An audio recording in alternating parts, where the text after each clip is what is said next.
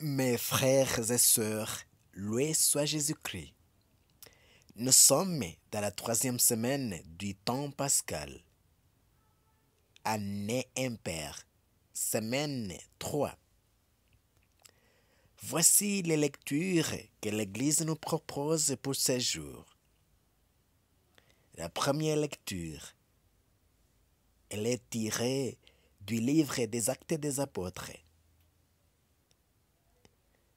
C'est chapitre 6, versets 8 à 15. Avec une introduction, il ne pouvait résister à la sagesse et à l'esprit qui les faisait parler. Écoutons.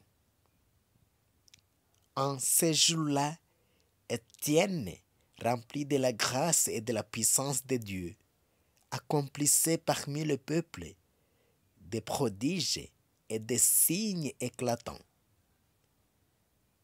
Intervinrent alors certaines gens de la synagogue dite des affranchis, ainsi que des Cyrénéens et des Alexandrins, et aussi des gens originaires de Cilicie et de la province d'Asie. Ils se mirent à discuter avec Étienne, mais sans pouvoir résister à la sagesse et à l'esprit qui les faisait parler. Alors, ils soudoyèrent des hommes pour qu'ils disent: nous l'avons entendu prononcer des paroles blasphématoires contre Moïse et contre Dieu. Ils amettèrent le peuple, les anciens et les scribes, et s'étant saisis d'Étienne à l'improviste, ils l'amenèrent devant le conseil suprême. Ils y produisirent des faux témoins qui disaient: cet individu ne cesse de proférer des paroles contre le lieu saint et contre la loi. Nous l'avons entendu affirmer que ce Jésus, le Nazaréen, détruirait le lieu saint et changerait les coutumes que Moïse nous a transmises. Tous ceux qui siégeaient au Conseil suprême avaient les yeux fixés sur Étienne, et ils virent que son visage était comme celui d'un ange.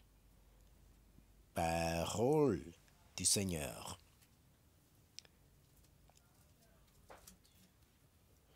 Le psaume qui nous est proposé aujourd'hui, c'est le psaume 118. Heureux ceux qui marchent suivant la loi du Seigneur. Lorsque des grands accusent ton serviteur, je médite sur tes ordres. Je trouve mon plaisir en tes exigences. Ce sont elles qui me conseillent. Heureux ceux qui marchent suivant la loi du Seigneur. J'énumère mes voies. Tu me réponds. Apprends-moi tes commandements. Montre-moi la voie de tes préceptes, que je médite sur tes merveilles. Heureux ceux qui marchent suivant la loi du Seigneur. Détourne-moi de la voie du mensonge. Fais-moi la grâce de ta loi. J'ai choisi la voie de la fidélité. Je m'ajuste à tes décisions. Heureux ceux qui marchent suivant la loi du Seigneur.